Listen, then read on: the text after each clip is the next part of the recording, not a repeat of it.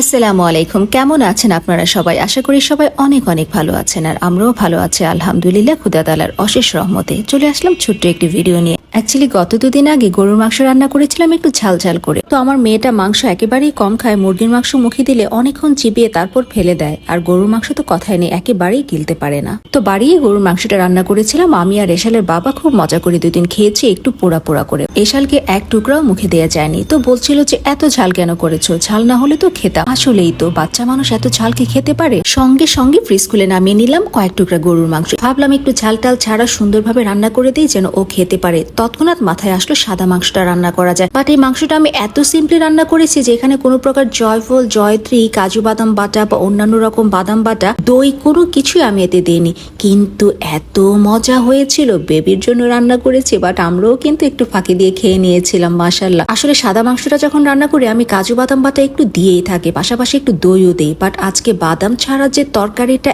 এত মজা হবে বুঝতেই পারিনি। এখন থেকে সাদা মাংস বাদাম বাটা ছাড়াই চলবে ইনশাল্লাহ। এখানে যেটা করেছি আমি সামান্য তেলে আস্ত দুই একটা গরম মশলা, তারপর পেঁয়াজ কুচি দিয়ে সামান্য একটু ভেজে দিয়ে দিয়েছি আদা বাটা, রসুন বাটা, সামান্য কাঁচামরিচ বাটা, তারপর দিয়েছি ধনিয়ার গুঁড়া, জিরার গুঁড়া, হালকা একটু গরম মশলার গুঁড়া, লাল মরিচের গুঁড়া, হলুদ গুঁড়া তো অ্যাভয়েড করতে হবেই। তারপর যেটা করেছি দিয়ে দিয়েছি হাফ কেজি দুধ দিয়ে হালকা একটু গোলমরিচের গুঁড়াও ছিটিয়ে দিয়েছিলাম। তারপর চলে গেলাম অন্য চুলায়। ভাবলাম যে কি করা যায়, সাদা মাংস যেহেতু রান্না করছি একটু পোলাও রান্না করেই ফেলি। নিয়ে নিচ্ছি কয়েক মুঠো পোলার চাল। পোলাওটাকে এত সিম্পলি রান্না করেছিলাম, আসলে শুধুমাত্র ওই দিনে না, আমি যে কাজটা করি পোলাওটাকে রান্না করতে করতে আসলে অভ্যস্ত হয়ে গেছে, আর দেখেছে ভালোই লাগে। ভালো বলতে বেশ ভালো লাগে। আমি অনেক সময় পেঁয়াজ কাটাটা খুবই বিরক্ত লাগে, সেই জন্য হাতের কাছে যদি পেঁয়াজ কাটা না থাকে আমি পেঁয়াজ কুচি ছাড়াই পোলাওটা বসিয়ে দিই। তেলের মধ্যে আস্তে কয়েকটা গোটা মশলা দিয়ে পোলাও চালটাকে ভেজে, ইভেন আদা রসুনও অনেক সময় ম্যাক্সিমাম টাইমে আমি অ্যাভয়েড করি। আমার কাছে মনে হয় আদা রসুনের স্মেলটা অরিজিনাল পোলার চালের গন্ধটাকে নষ্ট করে দেয়। তারপর যেটা করি গরম পানির বদলে ঠান্ডা পানি দিয়ে দিই। আসলে যখন অনেক তাড়াহুড়া থাকে, সময় থাকে না, এভাবে রান্না করতে করতে অভ্যস্ত হয়ে গেছি। তারপরেও পোলাওটা অনেক মজা হয়। তো ম্যাক্সিমাম টাইম এভাবে করি আর ভালোই লাগে আলহামদুলিল্লাহ, ঝরঝরাও হয়। এই তো আমি খুব সিম্পল ভাবে পোলাওটাও রান্না করে নিয়েছিলাম। তো পোলাওটাকে বসিয়ে দিয়ে কাঁচামরিচ, লবণ সবকিছু, আর যেটা করি হালকা একটু চিনি মিশিয়ে দিই। চিনি আমি ম্যাক্সিমাম আইটেমে দিই, কারণ চিনিটা মনে হয় যে সামান্য কয়েক ফোঁটা চিনি দিলে